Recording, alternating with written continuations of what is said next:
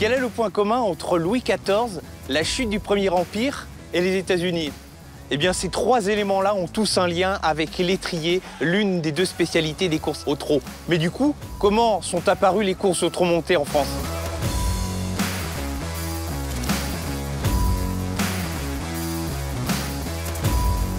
Nous sommes au début du XVIIIe siècle. Après l'asservissement de la noblesse par Louis XIV, le cheval est principalement utilisé par le monde paysan.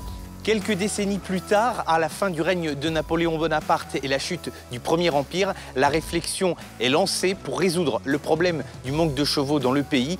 L'idée est simple, créer un animal robuste, capable de porter l'homme et son équipement avec une allure de prédilection, le trot. Avec la création des courses hippiques, la France est un des seuls pays à organiser des courses à l'étrier avec un programme dédié dont le point d'orgue est le prix de Cornulier, créé en 1931.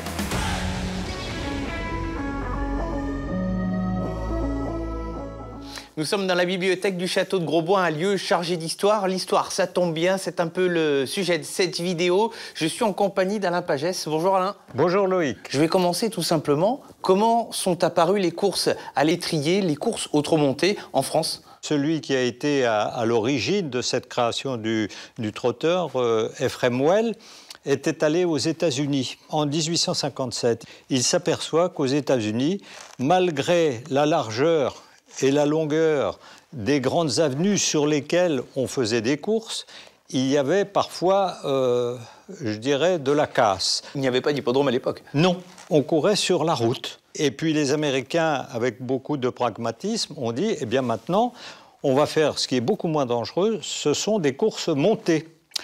Et Ephraim Well est revenu en France, il va développer les courses montées dans un premier temps, et en même temps, parce qu'il fallait tirer les canons, faire des courses attelées.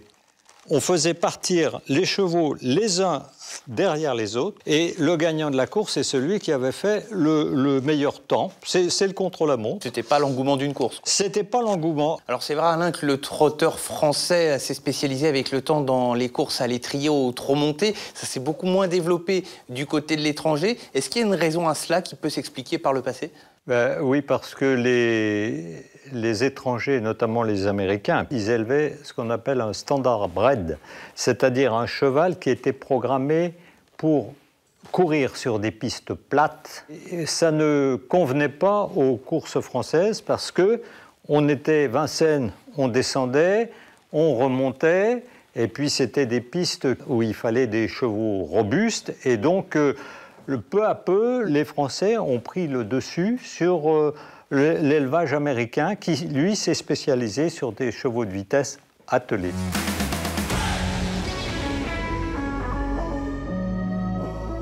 Alors Alain, dans l'ère moderne des courses à l'étrier, depuis quasiment un peu plus du début des années 2000, c'est popularisé la montée en avant. Ça a permis aux jockeys d'être mieux positionnés à cheval et de gagner plusieurs secondes. Maintenant, il y a eu quelques prémices de cette montée en avant, il y a encore des dizaines de décennies de cela.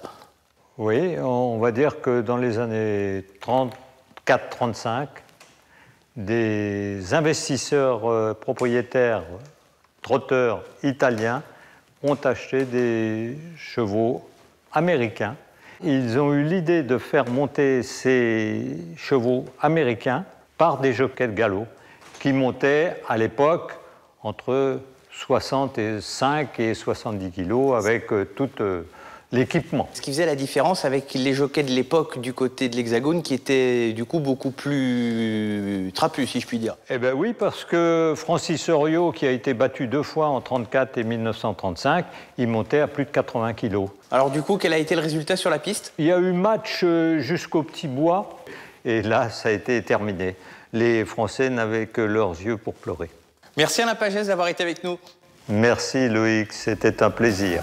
L'heure est venue de conclure ce numéro des Histoires du Trot. J'espère que cette vidéo vous a plu. N'hésitez pas à la liker et à la partager sur les réseaux sociaux. Et pourquoi pas à nous laisser dans les commentaires des idées de sujets que l'on pourrait évoquer dans de prochains numéros. À très bientôt dans les Histoires du Trot.